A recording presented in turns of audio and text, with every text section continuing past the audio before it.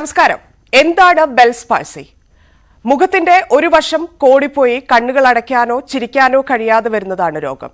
മുഖത്തിന്റെ ഒരു ഭാഗത്തിന്റെ ഞരമ്പുകൾ പ്രവർത്തനരഹിതമാവുമ്പോഴാണ് ഈ അവസ്ഥയുണ്ടാകുന്നത്. ഗുരുതരമല്ലെങ്കിലും അടിയന്തരമായി ചികിത്സ വേണ്ടിവരുന്ന രോഗമാണ്. ചികിത്സിച്ചാൽ പൂർണ്ണമായും ഭേദമാക്കാം. ചിലരിൽ സ്ട്രോക്കായി ഇത് തെറ്റിദ്ധരിക്കുന്നുണ്ട്.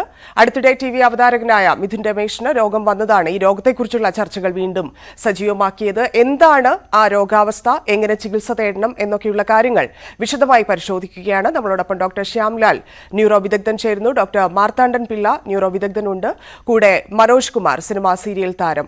3 പേർക്കും ചർച്ചയിലേക്ക് സ്വാഗതം. ഞാൻ ആദ്യം ഡോക്ടർ ശ്യാംലാലിലേക്ക് പോകുന്നു. ഡോക്ടർ ശ്യാംലാൽ, ഇതിനെക്കുറിച്ച് ഏകദേശം ഒരു ധാരണ, കാരണം നമുക്ക് ചുറ്റുമുള്ള ആളുകൾക്ക് ഈ രോഗം വരുന്നു, അല്ലെങ്കിൽ ഈ അവസ്ഥ ഉണ്ടാകുന്നു. അപ്പം ഏകദേശം ഒരു ധാരണ ആളുകൾക്ക് ഇതിനെക്കുറിച്ചുണ്ട്. പക്ഷേ എന്താണ് യഥാർത്ഥത്തിൽ ബെൽസ് പാൾസി? ഈ വളരെയധികം കോമൺ ആയിട്ട് കാണുന്ന ഒരു അസുഖങ്ങളിൽ ഒന്നാണ് ഈ ബെൽസ് പാൾസി എന്ന് പറയുന്നത്. നമ്മുടെ മുഖത്തിന്റെ, നേരത്തെ സൂചിപ്പിച്ച പോലെ തന്നെ നമ്മുടെ മുഖത്തിന്റെ ഒരു ഭാഗത്തിന്റെ ചലനശേഷി നഷ്ടപ്പെടുന്നതാണ് ബെൽസ് പാൾസി എന്ന് പറയുന്നത്. നമ്മുടെ തലച്ചോറിൽ നിന്നും മുഖത്തിന് സപ്ലൈ ചെയ്യുന്ന ഞരമ്പാണ് 7th നെർവ്, ഫേഷ്യൽ നെർവ് എന്ന് പറയും. നമ്മുടെ 7ാമത്തെ ഞരമ്പാണ് തലച്ചോറിൽ നിന്നും മുഖത്തിന് സപ്ലൈ ചെയ്യുന്നത്. 2 സൈഡിലും ഓരോ ഞരമ്പുകളുണ്ട്, ഫേഷ്യൽ നെർവ്സ്. അപ്പൊ ആ ഫേഷ്യൽ നെർവ്സിന് ഡാമേജ് വരുമ്പോഴാണ് ഫേഷ്യൽ പാൾസി എന്ന് പറയുന്ന മുഖത്തിന്റെ ചലനശേഷി നഷ്ടപ്പെടുന്നത്. അതിൽ തന്നെ ഈ ഞരമ്പുകൾ നമ്മുടെ തലച്ചോറിൽ നിന്നും വന്ന് ചെവിയുടെ ബാക്കിലൂടെ വന്ന് അത് ഡിവൈഡ് ചെയ്ത് മുഖത്തിന്റെ ഓരോ മസിൽസിനും ടേസ്റ്റിനും ഒക്കെ സപ്ലൈ ചെയ്യുക ചെയ്യുന്നത്. അപ്പം ഈ ചെവിയുടെ ബാക്കിൽ വെച്ച് ഈ ഞരമ്പുകൾക്ക് ഡാമേജ് വരുന്നതിനെയാണ് നമ്മൾ ബെൽസ് പാൾസി എന്ന് പറയുന്നത്. ഇപ്പൊ മുഖത്തിന്റെ ഈ ഒരു സൈഡിന്റെ മാത്രം ചലനശേഷി നഷ്ടപ്പെടുന്നതിനകത്ത് 90% കേസും ബെൽസ് പാൾസിയാണ്. അതിന്റെ ഒരുപാട് കാരണങ്ങൾ പറയുന്നുണ്ടെങ്കിലും അതിന്റെ ഏറ്റവും കോമൺ ആയിട്ടുള്ള കാരണം ഈ ചെവിയുടെ ബാക്കിൽ വെച്ച് വരുന്ന വൈറൽ ഇൻഫെക്ഷൻസ് ആണ്. ഈ വൈറൽ ഇൻഫെക്ഷൻസ് എന്ന് പറഞ്ഞാൽ നേരത്തെ herpes simplex on virus infection ആയിട്ടാണ് പറഞ്ഞിരുന്നത്. വേറെ ഒരുപാട് വൈറൽ ഇൻഫെക്ഷൻസിന്റെ പാർട്ടായിട്ട് ഇതേ കണക്ക് മുഖത്തിന്റെ ഒരു സൈഡിന്റെ ചലനശേഷി നഷ്ടപ്പെടുന്നതായിട്ട് കാണാറുണ്ട്. ഈ നേരത്തെ സൂചിപ്പിച്ച പോലെ തന്നെ അതിന്റെ ട്രീറ്റ്മെന്റും വളരെ ഇമ്പോർട്ടന്റ് ആണ്. ഇതിന്റെ പ്രധാന സിംറ്റംസ് എന്ന് പറഞ്ഞാൽ ഒരു സൈഡിലേക്ക് കൂടി പോവുക, ആ സൈഡിലെ കണ്ണ് അടയ്ക്കുന്നതിനുള്ള പ്രയാസം, കണ്ണിൽ നിന്നും കണ്ണുനീര് താഴോട്ട് ഒലിച്ചിറങ്ങുക, നമ്മൾ ഭക്ഷണം കഴിക്കുമ്പം ആഹാരം ഒരു സൈഡിൽ കൂടെ, വായുടെ ഒരു സൈഡിലൂടെ ഡ്രൂൾ ചെയ്ത് പോവുക, ആ സൈഡിൽ നെറ്റി ചുളിക്കുന്നതിനുള്ള പ്രയാസം, പിന്നെ ടേസ്റ്റ്, ആ സൈഡിൽ നാക്കിന്റെ ടേസ്റ്റ് അറിയാൻ പറ്റാതിരിക്കുക, ചെവി ഊതി അടയ്ക്കുന്ന പോലുള്ള സിംറ്റംസ്, ഇതൊക്കെയാണ് ഇതിന്റെ പ്രധാന സിംറ്റംസ് ഉണ്ടാകുന്നത്. ശരി, അതിന്റെ ചികിത്സയിലേക്കും മറ്റു കാര്യങ്ങളിലേക്കും വരാം. ഡോക്ടർ മാർത്താണ്ഡൻ, ഇവിടെ പലതരത്തിൽ ഇതിനെ തെറ്റിദ്ധരിക്കുന്നുണ്ട്. സ്ട്രോക്കായി തെറ്റിദ്ധരിക്കുന്ന ആളുകളുണ്ട്, പേടിക്കുന്ന ആളുകളുണ്ട്. അത്രത്തോളം പേടിക്കേണ്ടതുണ്ടോ ഈ അസുഖത്തെ? സ്ട്രോക്കുമായൊക്കെ ഇതിനെ താരതമ്യം ചെയ്യാൻ സാധിക്കുമോ?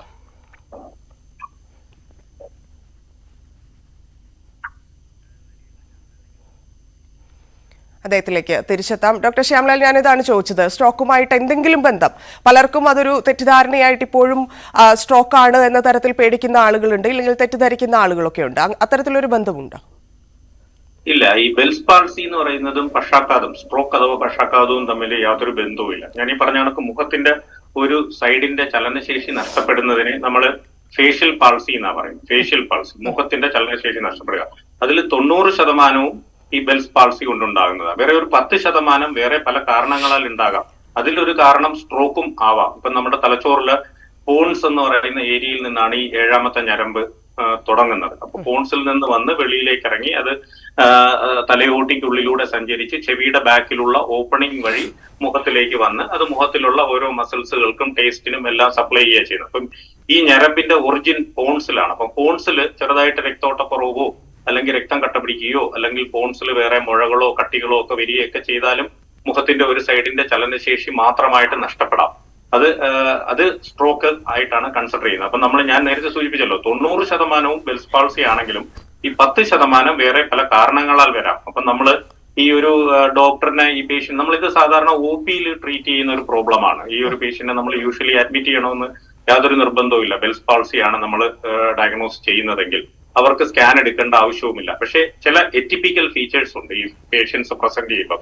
അങ്ങനെയുള്ള ചില എറ്റിപ്പിക്കൽ ഫീച്ചേഴ്സ് ഉണ്ടെങ്കിൽ നമ്മൾ ബ്രെയിനിന്റെ സ്കാൻ എടുക്കുകയും ബാക്കി ഇൻവെസ്റ്റിഗേഷൻസ് ചെയ്യുകയും ചെയ്യണം. അത് ഡയറക്റ്റ് സ്ട്രോക്കുമായിട്ട് ബെൽസ് പാൾസിക്ക് ബന്ധമില്ലെങ്കിലും ഫേഷ്യൽ പാൾസിയുടെ ഈ 10% കാരണങ്ങളിൽ സ്ട്രോക്കും വരും. ശരി, എന്തായാലും ഇപ്പം TV അവതാരകനായ മിഥുന് ഈ രോഗം വന്നതാണ് രോഗത്തെക്കുറിച്ചുള്ള കൂടുതൽ ചർച്ച നടന്നുകൊണ്ടിരിക്കുന്നത്. ഇതേ രോഗാവസ്ഥ നേരിട്ട നമുക്കെല്ലാവർക്കും സുപരിചിതനായ മനോജ് കുമാർ കൂടി നമ്മളോടൊപ്പം ചേരുന്നുണ്ട്. നമസ്കാരം മനോജ്. ഇതിലൂടെ കടന്നുപോയ ആളാണ്. എത്രത്തോളം ആ സമയത്ത് സ്വാഭാവികമായിട്ടുമുള്ള ഭയമുണ്ടായിരുന്നു, പൂർണ്ണമായിട്ടും അത് ഭേദമായിട്ടുണ്ടോ? എന്താണ് താങ്കളുടെ നിലവിലെ ആരോഗ്യാവസ്ഥ? ഈ രോഗത്തെക്കുറിച്ച് കൂടി പറയാമോ?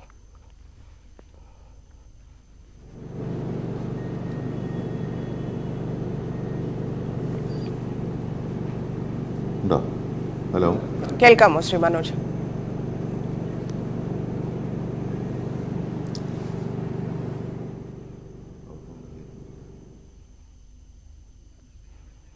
ശ്രീ മനോജ് കേൾക്കാമോ?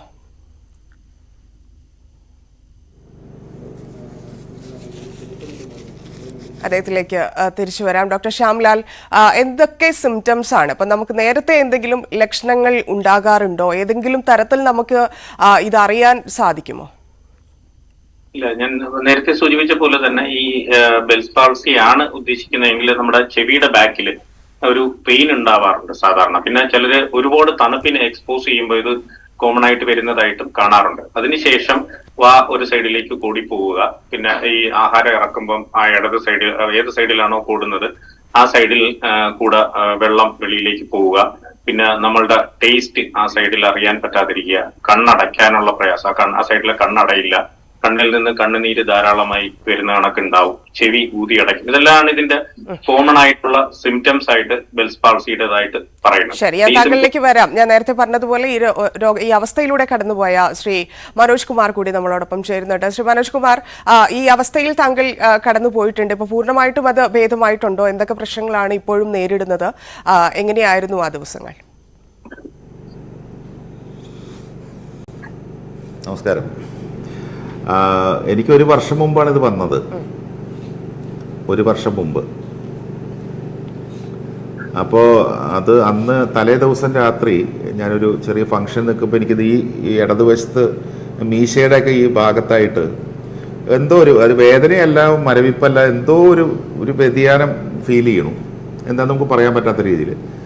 അപ്പോൾ ഞാനത് കാര്യമാക്കില്ല. ഞാൻ പക്ഷെ എന്താണോ അറിയില്ല. പക്ഷെ അതിൻ്റെ ഇടയ്ക്ക് സംസാരത്തിൽ എനിക്ക് തുപ്പിയപ്പോഴും എനിക്കൊരു കാര്യം മനസ്സിലായി. തുപ്പുമ്പോൾ നമ്മളിപ്പോൾ സ്ട്രെയിറ്റ് പോകേണ്ടത് ഒരു സൈഡിൽ കൂടെ പോകുന്നു. അപ്പോൾ എനിക്ക് തോന്നി എന്തോ ഒരു പ്രശ്നമുണ്ടല്ലോ, എന്നാലും നാളെ നോക്കാം, ഡോക്ടറെ കാണാം എന്നൊക്കെ വിചാരിച്ചു. അത് കഴിഞ്ഞിട്ട് രാവിലെ ഞാൻ എഴുന്നേറ്റ് വഴി ഇത്തിരി വെള്ളം കുടിക്കാറുണ്ട്. വെള്ളം കുടിച്ചിട്ട് അതിനുശേഷമാണ് ഞാൻ പിന്നെ ബ്രഷ് ചെയ്യാൻ പോകണം. അപ്പോൾ ബ്രഷ് ചെയ്യാൻ വേണ്ടി ഞാനിങ്ങനെ എടുത്ത് ബാത്റൂമിൽ നിൽക്കുമ്പോൾ ഈന്ന് നമ്മളിങ്ങനെ കാണിച്ചപ്പോൾ ഒരു സൈഡ് ഇങ്ങനെ ഇതായിട്ടിരിക്കുക, ഒരു സൈഡ് നമ്മളുടെ അൺഈവനായിട്ട് നമുക്കിങ്ങനെ വിട്ട് താന്നിരിക്കണ മാതിരി ഫീൽ ചെയ്യുകയാണ് എനിക്ക്. അത് എന്താണ് അപ്പം എനിക്ക് എൻ്റെ മനസ്സിൽ അന്നേരം തോന്നിയൊരു സന്ദേഹം എന്ന് പറഞ്ഞാൽ, നമുക്ക് ഇവിടെ എന്തോ ഒരു അനങ്ങാതിരിക്കുന്നു എന്ന് പറയുമ്പോൾ, അല്ലെങ്കിൽ ഈ ഒരു വശത്ത് എന്തോ ഒരു പ്രശ്നമുണ്ടെന്ന് തോന്നുമ്പോൾ നമുക്ക് ആദ്യം ഓടിയെത്തുക സ്ട്രോക്കാണ്, അല്ലെങ്കിൽ പക്ഷാഘാതമാണ്. അതൊരു ഉള്ളിൽ പെട്ടെന്ന് തന്നെ ഒരു ഇത് ഭയം ജനിച്ചു എനിക്ക്. അപ്പം ഞാൻ വേഗം തന്നെ താഴെ ചെന്നപ്പോൾ വൈഫ് ചായയായിട്ട് നിൽക്കുമ്പോൾ ഞാൻ അവളോട് പറഞ്ഞു, നമുക്ക് ഒന്നും ഡോക്ടറെ കാണാം. എന്ത് പറ്റിയെന്ന് ചോദിച്ചപ്പോൾ പറഞ്ഞു, ഇല്ല എനിക്ക് ബ്രഷ് ചെയ്തപ്പോൾ ഇവിടെ ഒരു സൈഡിൽ എന്തോ മാതിരി. അപ്പം നോക്കട്ടെ എന്ന് പറഞ്ഞപ്പോഴാണ് ഞാനിങ്ങനെ കാണിച്ചപ്പോൾ ഈ സൈഡിൽ ഇത്തിരി താന്നിരിക്കുക.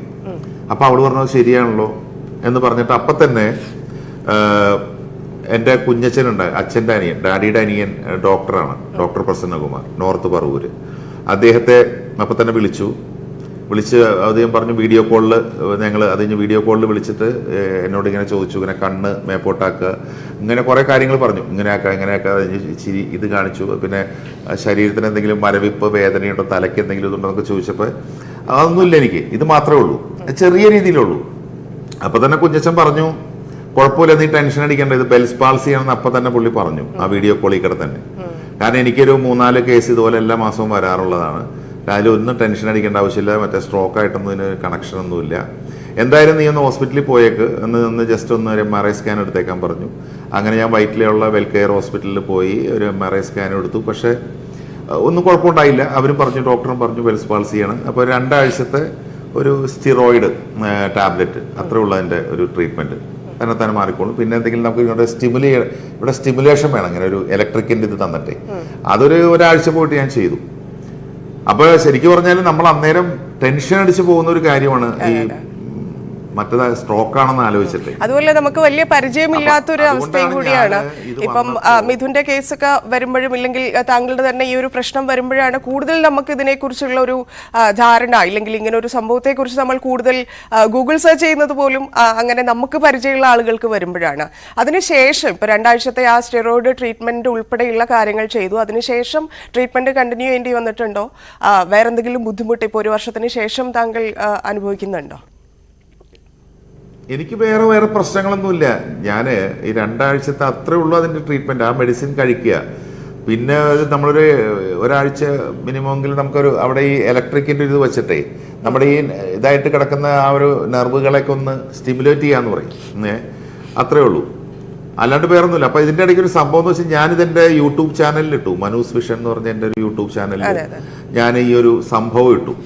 കാരണം ഞാൻ അന്ന് ഒരുപാട് ടെൻഷൻ അടിച്ചു. അപ്പം ഈ രോഗത്തെക്കുറിച്ച് അല്ലെങ്കിൽ ഇങ്ങനെ ഒരു രോഗാവസ്ഥയെക്കുറിച്ച് അറിയാത്ത ആളുകളുണ്ടെങ്കിൽ ടെൻഷൻ അടിക്കണ്ട. ഇത് നിസ്സാര കാരണം കൊണ്ട് വരണാണത്. കാരണം ഇതിപ്പോൾ എന്തെങ്കിലും രീതിയിലുള്ള ചെറിയ ഇൻഫെക്ഷൻസ് ഉണ്ടല്ലോ, ചെവിയിൽ വെള്ളം പോയാലോ മുഖത്ത് കാറ്റടിച്ചാലോ തണുപ്പടിച്ചാലോ അങ്ങനെ ചെറിയ കാരണങ്ങൾ കൊണ്ട്. ഇനിയിപ്പോൾ കോവിഡ് വന്നു പോയാൽ ഇപ്പോൾ അതും ഒരു കാരണമായിട്ട് പറയുന്നുണ്ട്. ഡോക്ടർ പറഞ്ഞൊരു കാര്യം കേട്ടോ. അപ്പം അങ്ങനെയുള്ള സാഹചര്യത്തിൽ നമുക്കിത് ഭയപ്പെടേണ്ട ഒരു അവസ്ഥയല്ല അത്. 15 വയസ്സിന് മുകളിൽ ആർക്കും ഇത് വരാം. പ്രത്യേകിച്ച് ഗർഭിണികൾക്കൊക്കെ കൂടുതൽ വരാനും ചാൻസ് ഉണ്ട്. ഗർഭിണികൾക്ക് പിന്നെ ടാബ്ലറ്റ് ഇതൊന്നും യൂസ് ചെയ്യാൻ പറ്റില്ല. അപ്പോൾ അതുകൊണ്ട് കുറച്ച് സമയം എടുക്കും. അപ്പോൾ പിന്നെ ഓരോരുത്തരുടെ ശരീരപ്രകൃതി അനുസരിച്ച് ചിലപ്പോൾ 2 ആഴ്ച, എനിക്കൊരു 3 ആഴ്ച കൊണ്ട് റിക്കവറി ആയി. അതിനൊരു കാരണം കൂടി ഉണ്ട് പറയുകയാണെങ്കിൽ.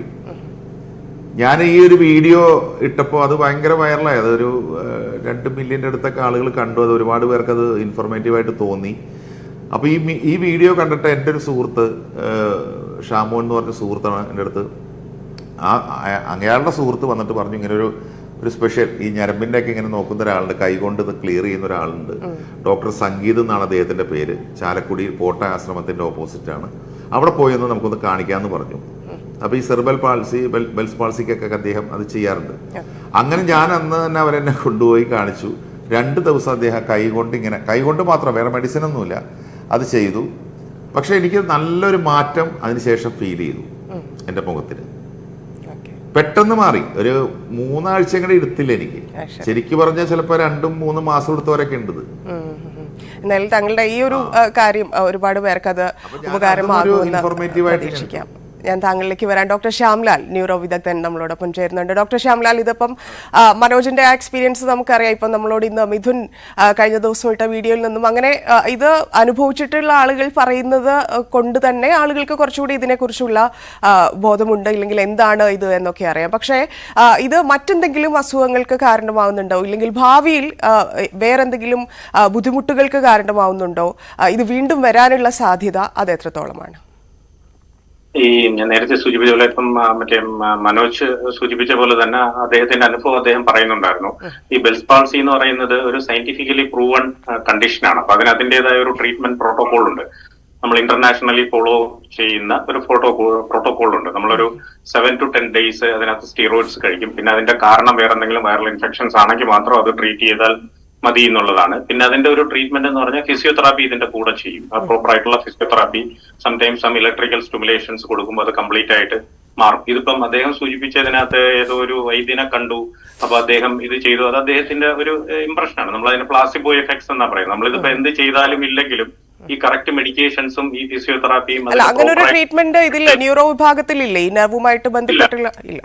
ഇതിന്റെ ട്രീറ്റ്മെന്റ് ഞാൻ അതാണ് ഉദ്ദേശിച്ചത്. അതിന് അതിന്റേതായ പ്രോപ്പർ ആയിട്ടുള്ള മെഡിക്കേഷൻസ് ഉണ്ട്. അതിന് അതിന്റേതായ സയന്റിഫിക് ആയിട്ടുള്ള ശാസ്ത്രീയമായിട്ടുള്ള ഫിസിയോതെറാപ്പി ഉണ്ട്. അതെല്ലാം യൂഷ്വലി 1 ആഴ്ച മുതൽ 2 ആഴ്ച മാത്രം ചെയ്താൽ മതി. ഒരു 90% ആൾക്കാർക്കും നല്ല രീതിയിൽ നോർമലായിട്ട് ഇമ്പ്രൂവ് ചെയ്യും.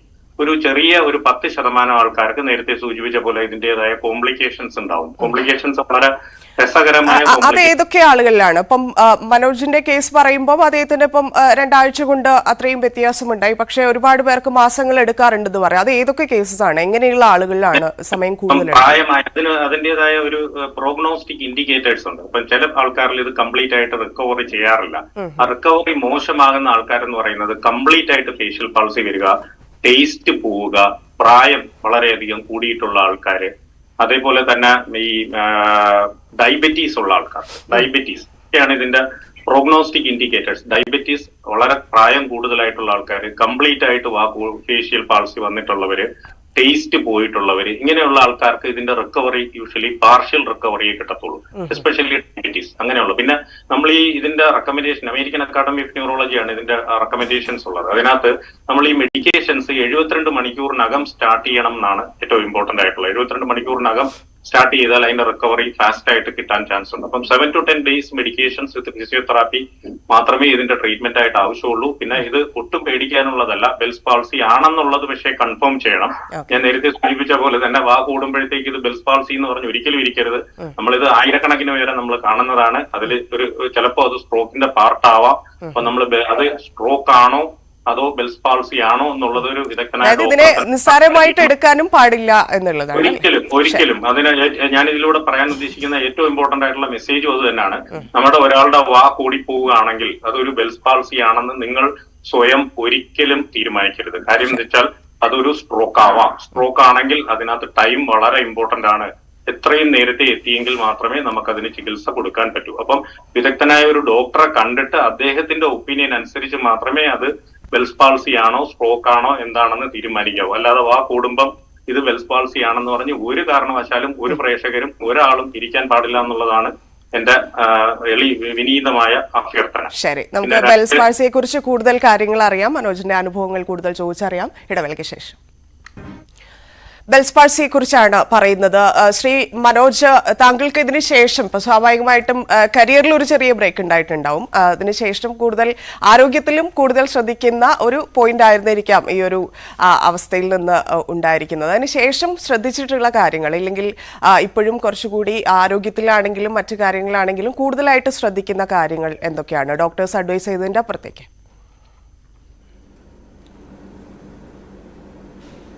നമ്മുടെ ബഹുമാനപ്പെട്ട ഡോക്ടർ പറഞ്ഞ ഒരു പോയിന്റ് കൂടെ ഞാൻ കോട്ട് ചെയ്ത് പറയാൻ ആഗ്രഹിക്കുകയാണ്.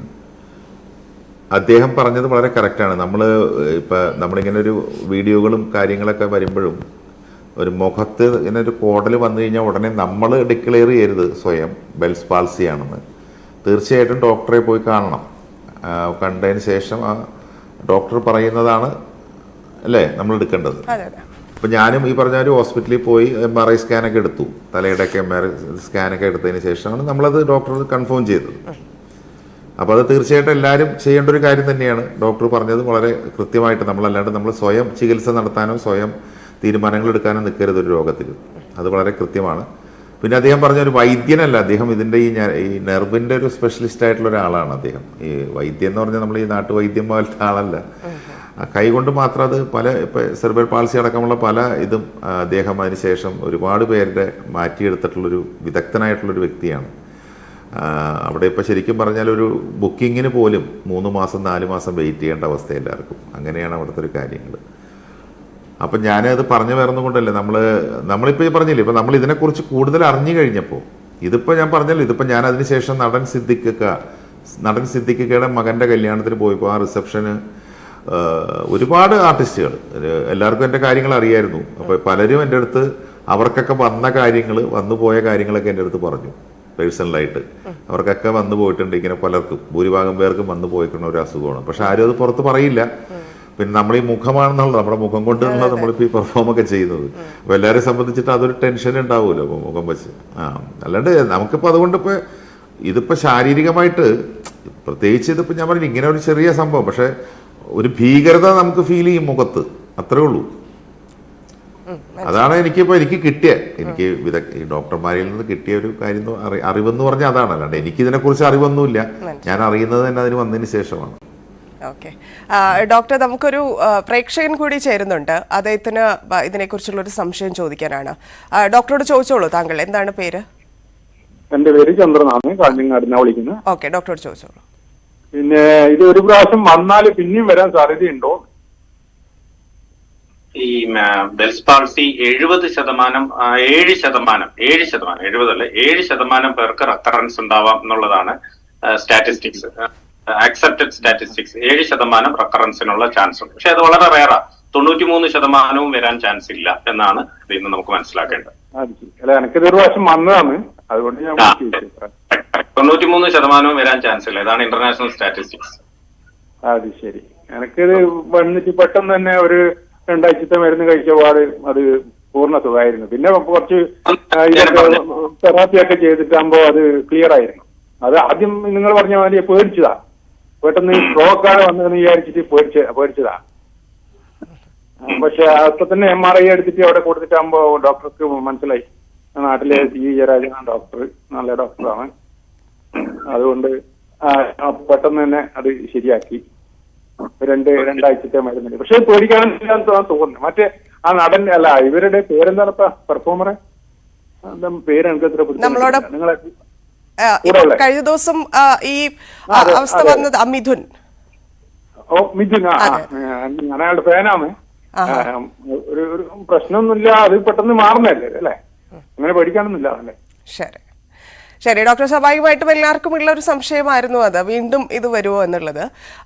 ഇത് വന്ന് കഴിഞ്ഞിട്ടുള്ള ആളുകൾ ശ്രദ്ധിക്കേണ്ട കാര്യങ്ങൾ, ഇപ്പം നേരത്തെ മനോജ് പറഞ്ഞു എന്തൊക്കെ കാര്യങ്ങളാണ് ചെയ്തുകൊണ്ടിരുന്നത് അല്ലെങ്കിൽ പിന്നീട് ഫോളോ ചെയ്തത് എന്നൊക്കെയുള്ള കാര്യങ്ങൾ. മറ്റൊന്ന്, കൂടുതൽ ആളുകൾക്ക് ഈ ഒരു സമയത്ത് ഇത് വരുന്നുണ്ടോ, പ്രത്യേകിച്ച് കോവിഡിന് ശേഷമൊക്കെ ഇങ്ങനെയുള്ള അവസ്ഥയിലേക്ക് കൂടുതൽ ആളുകൾ കടക്കുന്നുണ്ടോ? കറക്റ്റ്. അത് വളരെ ഇമ്പോർട്ടന്റ് ആണ്. ഇതിന് ഒരു കാരണമായി പറയുന്നത് വൈറൽ ഇൻഫെക്ഷൻസ് ആണ്. അതിൽ തന്നെ ഞാൻ നേരത്തെ സൂചിപ്പിച്ച പോലെ HSV1 ഹെർപ്പിസ് സിംപ്ലെക്സ് വൈറസ് ആണ് കോമൺ ആയിട്ട് പറയപ്പെടുന്നത്.